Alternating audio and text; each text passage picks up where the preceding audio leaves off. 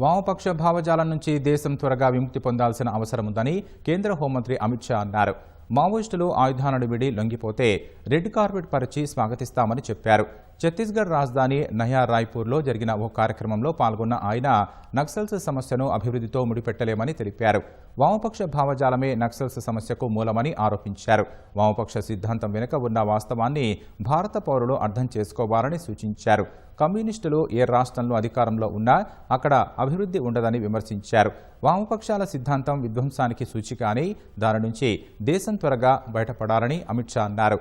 త్రిపుర, పశ్చిమ బెంగాల్లో వామపక్షం ఉనికి కోల్పోయిందని, కేరళలో కొంతవరకు మనుగడ సాగిస్తోందని తెలిపారు.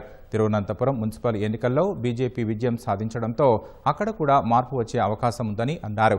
అంతకుముందు యాంటీ నక్సల్ ఆపరేషన్పై అమిత్ షా ఉన్నత స్థాయి సమీక్షా సమావేశం నిర్వహించారు. వచ్చే నెల 31 నాటికి నక్సలిజాన్ని నిర్మూలిస్తామని పునరుద్ఘాటించారు.